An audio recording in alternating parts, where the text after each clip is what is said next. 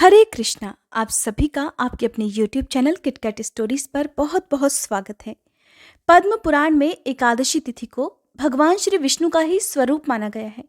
ऐसी मान्यता है कि एकादशी का व्रत रखने वाले भक्तों को फिर कोई और पूजा या उपवास करने की आवश्यकता नहीं रह जाती।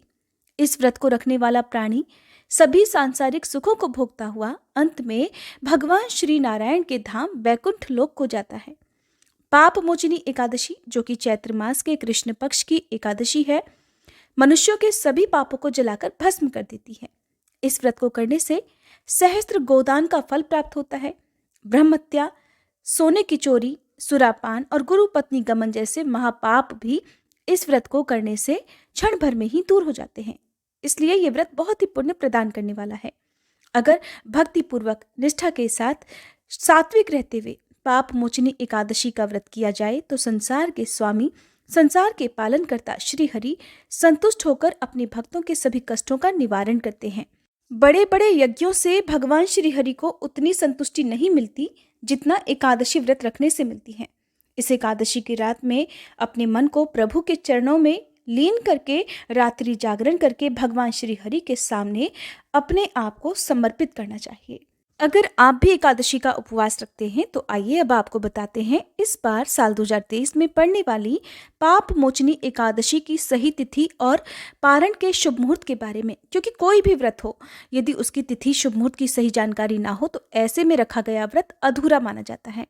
कई बार एकादशी की तिथि 2 दिन तक पड़ती है, तो ऐसे में ये जानना सबसे ज्यादा जरूरी है कि व्रत किस दिन रखना चाहिए और किस तिथि में किस शुभ मुहूर्त में व्रत का पारणा यानी कि एकादशी का उपवास खोलना चाहिए।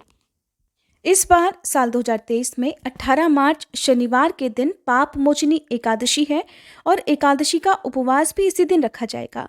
इसी दिन सभी वैष्णव संप्रदाय के लोग या इस्कॉन से जुड़े हुए लोग भी व्रत रखेंगे। एकादशी तिथि प्रारंभ होगी 17 मार्च शुक्रवार की दोपहर 2:08 से, जिसकी समाप्ति 18 मार्च शनिवार की सुबह 11:14 पर हो जाएगी। द्वादशी तिथि प्रारंभ होगी 18 मार्च शनिवार की सुबह 11:15 से, जिसकी समाप्ति 19 मार्च रविवार की सुबह 8:07 पर होगी। 18 मार्च शनिवार को पड़ने वाली जो एकादशी है वो द्वादशी तिथि युक्त एकादशी रहेगी और जब ऐसा होता है तो बहुत ही शुभ संयोग माना जाता है। 18 मार्च शनिवार को सूर्योदय सुबह 6:37 पर, सूर्यास्त का समय शाम 6:33 पर और राहु काल सुबह 9 बजे से लेकर 10:30 बजे तक रहेगा। राहु काल के समय में कोई भी शुभ कार्य करने से बचना चाहिए। आप एकादशी का उपवास जब भी रखते हैं उससे ठीक एक दिन पहले दशमी तिथि के नियमों का पालन करते हुए तुलसी पत्र भी तोड़ लेने चाहिए और तुलसी जी में जल भी अर्पित करना चाहिए। 19 मार्च रविवार को द्वादशी तिथि के दिन सूर्योदय सुबह 6:36, सूर्यास्त का समय शाम 6:33 रहेगा और राहु काल शाम 4:30 बजे से लेकर 6 बजे तक रहने वाला है। एकादशी उपवास के दिन तुलसी जी में जल अर्पित नहीं किया जाता है, ना ही तुलसी पत्र तोड़े जाते हैं और भगवान विष्णु को भोग में तुलसी जरूर अर्पित की जाती है। इसलिए आप दशमी तिथि को ही हर हाल में तुलसी पत्र तोड़कर रख लें। और रविवार के दिन द्वादशी तिथि है तो इस दिन भी जल अर्पित नहीं किया जाएगा। 19 मार्च रविवार को आप एकादशी का उपवास खोल सकते हैं सुबह 6:37 से लेकर 8:07 तक।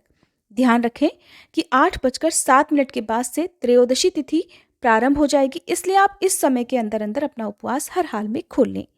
दशमी तिथि को किया गया भोजन शुद्ध सात्विक होना चाहिए। दशमी तिथि के सूर्यास्त के बाद अन्न ग्रहण नहीं किया जाता है। मन में धारणा करके सोएं कि अगले दिन आप एकादशी का उपवास रखेंगे।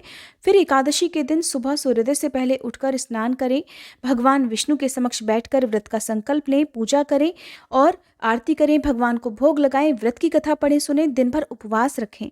शाम को यदि आप निराहार नहीं रह सकते हैं तो एक समय फलाहार ग्रहण कर सकते हैं। इस व्रत में आप दिन में भरपूर मात्रा में जल का सेवन कर सकते हैं और द्वादशी तिथि को शुभ मुहूर्त में आप अपना व्रत खोल लें। एकादशी के दिन चावल या चावल से बनी हुई वस्तुओं का त्याग करना चाहिए। एकादशी के दिन चावल का दान भी नहीं करना चाहिए। भगवान विष्णु को अक्षत भी अर्पित इस दिन नहीं किए जाते हैं। घर में शुद्ध सात्विक भोजन बनना चाहिए। नाखून, बाल इत्यादि नहीं काटने चाहिए और व्रत का पारणा करते समय तुलसी पत्र और जल से व्रत का पारणा यानी कि एकादशी का उपवास खोलना चाहिए। इनके अलावा मौसमी फलों के सेवन से या शुद्ध सात्विक भोजन से भी आप व्रत खोल सकते हैं। अगर आप पापमोचनी एकादशी की कथा सुनना चाहते हो तो हमारे चैनल पर आगे आने वाली वीडियो को जरूर देखिएगा।